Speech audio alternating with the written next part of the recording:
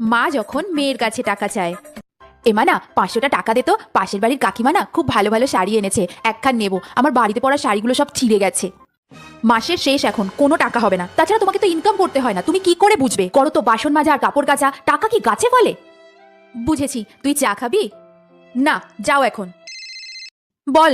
শোন না, আজ অফিসটা একটু ম্যানেজ করবি প্লিজ, আমি না যেতে পারবো না, মায়ের শরীরটা খুব খারাপ, সব কাজ আমাকেই করতে হচ্ছে। ওকে। অফিসের প্রেশার আর খামোখা মাকে কতগুলো কথা শোনালাম। সত্যিই তো, আমাকে জন্ম দেওয়া থেকে শুরু করে বড় করা, নিজের পায়ে দাঁড় করানো, এই সমস্তটাই তো মাই করেছে।